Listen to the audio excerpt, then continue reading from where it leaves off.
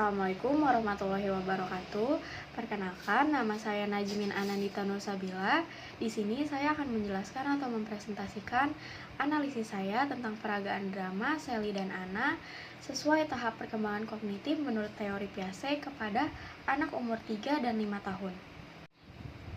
Piaget atau Jean Piaget adalah seorang psikolog yang berasal dari Swiss, kelahiran 9 Agustus tahun 1896.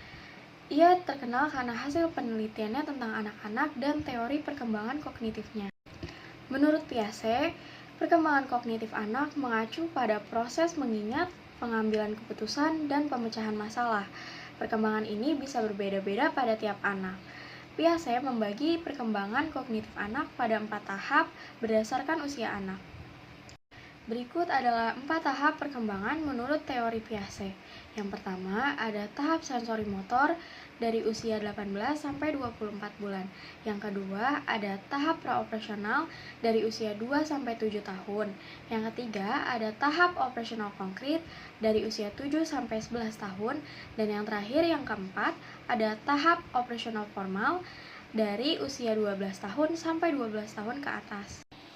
Yang akan kita bahas di sini adalah tahap praoperasional. Tahap praoperasional dimulai dari sekitar 2 tahun dan berlangsung hingga kira-kira 7 tahun. Selama periode ini, anak berpikir pada tingkat simbolik tapi belum menggunakan operasi kognitif. Artinya, anak tidak bisa menggunakan logika atau mengubah, menggabungkan, atau memisahkan ide atau pikiran.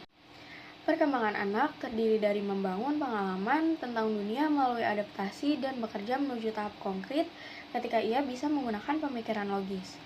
Selama akhir tahap ini, anak secara mental bisa mempresentasikan peristiwa dan objek atau fungsi semiotik atau tanda, dan terlibat dalam permainan simbolik.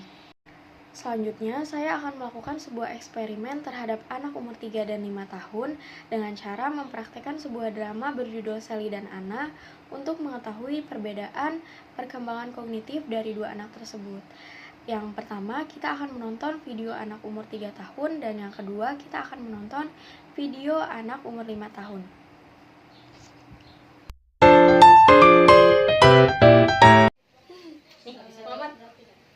Pada suatu hari, ada 2 orang teman yang sedang bermain bola. Yang satu namanya Sally, yang satu namanya Anna. Sally memasukkan bola ke dalam keranjang yang besar. Tiba-tiba, Sally harus pergi. Lalu, Anna memindahkan bola tersebut ke dalam kotak.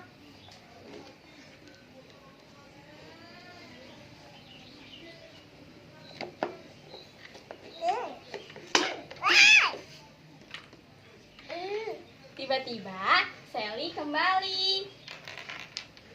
Kira-kira, di manakah Sally akan mencari bola tersebut? Di mana, Muhammad? Iya.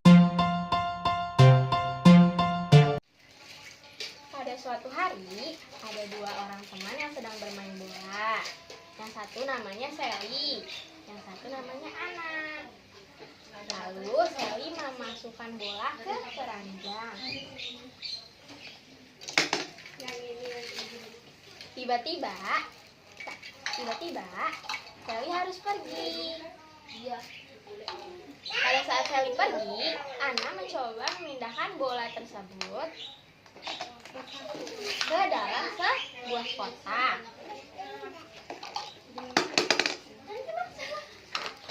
Saat Anna memindahkan bola tersebut ke dalam kotak, tiba-tiba Sally kembali. Kira-kira di mana Sally akan mencari bola tersebut? Di mana Sally akan mencari bola?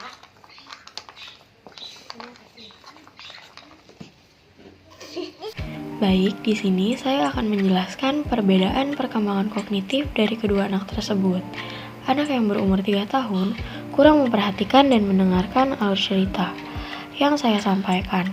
Responsif dan fokusnya lumayan baik, namun perkembangan kognitifnya masih belum terlalu matang.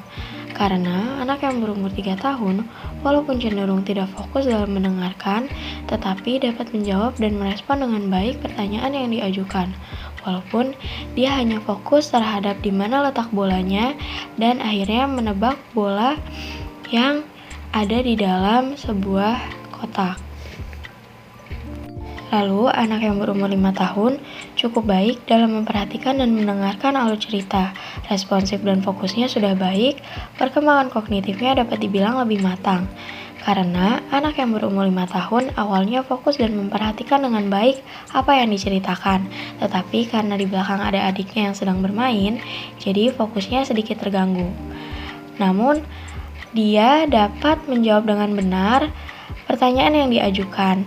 Dia dapat menebak di mana Sally akan mencari bola tersebut.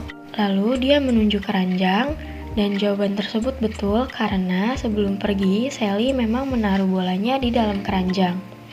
Sekian presentasi dari saya, kurang lebihnya mohon dimaafkan. Wabillahi taufiq wal hidayah. Wassalamualaikum warahmatullahi wabarakatuh.